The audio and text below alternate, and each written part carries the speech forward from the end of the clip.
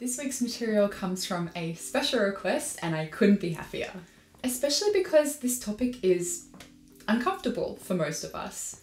And things that create discomfort within ourselves are often the most valuable to put under the microscope. So this week, we talk about the green-eyed monster, jealousy.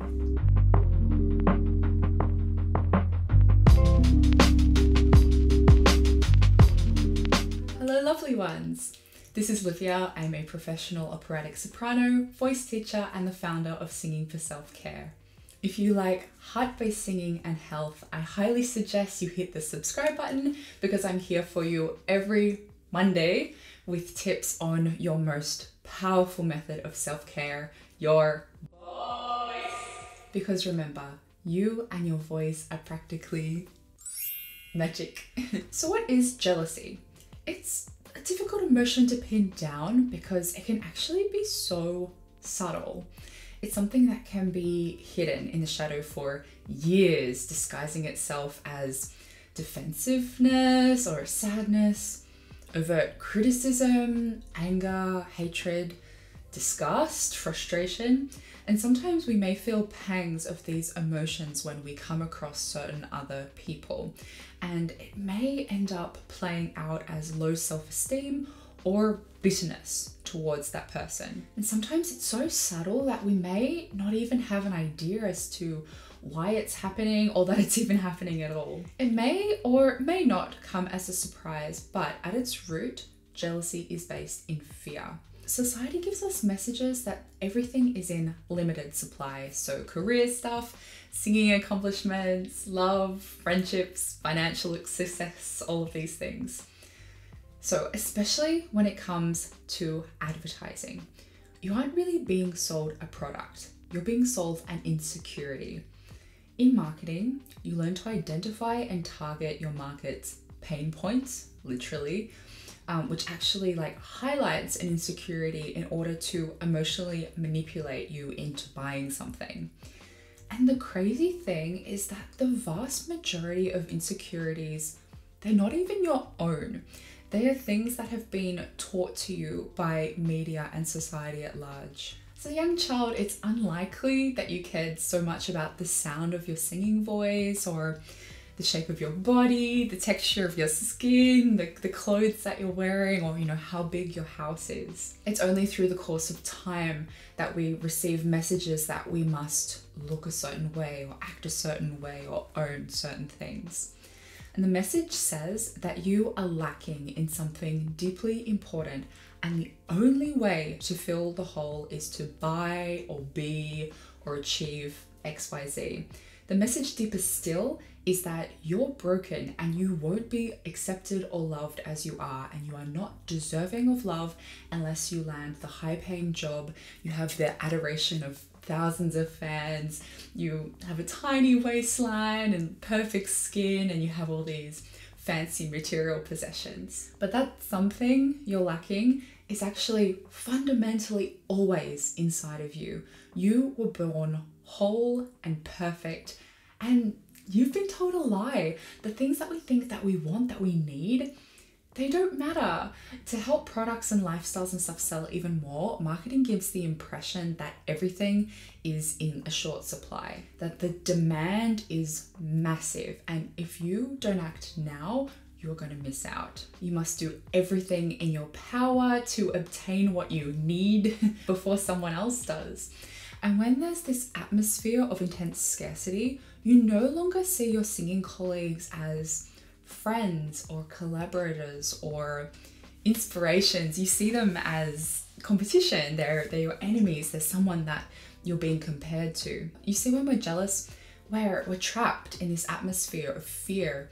There's not enough to go around, and if that singer has that opportunity, then that means that there's no opportunity for me, and then I am afraid that my life doesn't have as much value as a result, and therefore I must be unworthy and not good enough if I've missed out on that opportunity. So if you're scrolling through social media and you see a singer who has just achieved something really cool and you get that pang of jealousy, you would choose to unfollow that person or decrease your time on social media in general.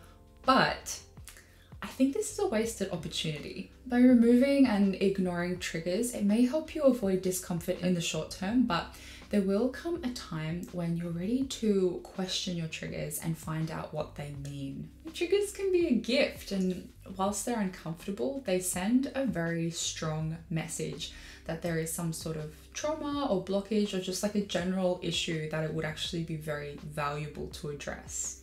When you see a singer that makes you feel jealous, in what form do you compare yourself to them? Is it their voice, their looks, their success, maybe their finances or social standing, or maybe their education level? Now, chances are it was only a few things on that list and not all of them. And this is important to note because these are the specific things that resonate in your own value system. And these are the elements that you think are very important. So I urge you to take a moment to think about what makes you jealous. Keeping in mind that jealousy is one of those sneaky emotions and it may be disguised as something else. You know, when I was writing this video, I thought perhaps, oh, you know, this content doesn't apply to me as much because I don't really feel jealous of my colleagues. But I recognized that that was my ego being defensive in thinking that I was somehow immune from jealousy. So after some reflection, I noticed that sometimes I get jealous about certain types of relationships. So just as a little quick aside, in case you need to hear this, nothing outside of you is going to make you happy. Not things, and definitely not people. It isn't a person's responsibility to help you be happy, nor is it your responsibility to help someone else be happy. And happiness can only come from within yourself, all right? Cool. So anyway, I now value this trigger of mine as it points me towards something that I know that I can heal in my own personal life. So speaking of valuing things, you've probably heard it before, but gratitude is a huge gateway to happiness. Remember, you are exactly where you need to be right now. And if someone else received the thing that you wanted, there's a hidden gift in it for you. You've been given an opportunity to move your focus elsewhere. This is a fresh start for you. Perhaps it's making way for another opportunity which fits you better for where you are in your journey right now. Or maybe it's a wake-up call that you needed to go within and do some inner healing. So you can turn things around so you can reflect on what blessing is coming into your life, even if it's not the one that you first expected. So you can find reason to exercise this gratitude in this situation. Remember, you're exactly where you need to be right now. Next, you can extend this gratitude to the person you're jealous of. Even if right now you don't think they deserve it, or if it feels just like disingenuous or weird. It might feel insincere at first, but think of it as the first steps of reprogramming yourself to have a healthier mindset. You never know what's going on in another person's life. Perhaps there was something in this opportunity or experience that they really needed right now. You could offer your congratulations directly, like, hey, congrats on the record deal. Or you could say something to yourself along the lines of, I'm really grateful that blah blah person received the good that I wanted for myself. And remember that their good fortune isn't robbing you of yours. This person hasn't taken anything away from you. And you know what's awesome about that cool thing that happened to someone else? It means that that thing is possible. That's reason for you to celebrate. The thing you want, it's out there, and dreams and successes, they're infinite. There is no short supply. So ask yourself, is it a certain type of person that you often feel jealous of? Or is there some kind of pattern to your jealousy? So you can think about the last time that you felt like overtly jealous and make a list of everything you were jealous about and try and get as specific as you can. Now, if you read over this list and reframe it as a list of qualities, so think how many of these revolve around concepts of, say, confidence, success, attractiveness, commitment, resilience, charisma, all of these things. So now I want you to go ahead and now write your own name at the top of this list. I have news for you. If you're comparing yourself to this person, then it means that you identify with these traits within yourself, or you wouldn't be comparing. So this can be like a strange thing to realize. And if these traits are something that you admire in other people, think about what qualities someone else may admire about you. So now we've established that jealousy, like what it is, its relationship with our ego, so what qualities we identify with ourselves, and that our dreams, they're not finite and that no one is robbing us of anything. We can see that jealousy, it does nothing but hold us back. It's not some sort of tactic to help you get ahead. So what can we do to combat it? Well, the first step is just to notice. So we tend to quickly push away and hide these negative aspects of ourselves, but just see what happens if you treat yourself with compassion and you just observe your thought processes the next time you feel that jealous feeling. So just allow the narrative to unfold without any judgment towards yourself, and just look with curiosity at the way that your ego is trying to protect itself. Think, are these your true values? Is this really who you are? No, probably not. You're bigger than that. And so you can see that jealousy is it's below your personal standards. So you can thank your ego for trying to protect you, but explain like, I'm going to take the higher ground.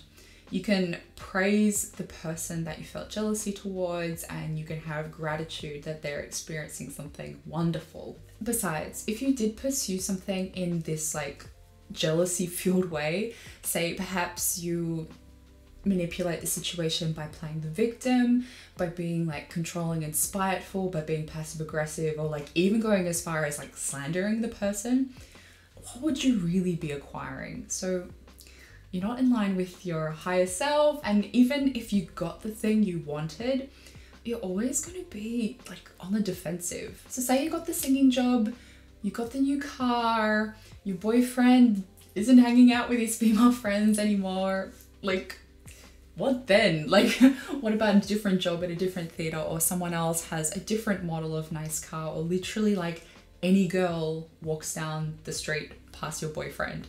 Like, you're constantly going to be looking around and you're not going to be in the moment enjoying the thing that you actually wanted. You're constantly going to be comparing, and more importantly, you're constantly going to need to be protective of yourself.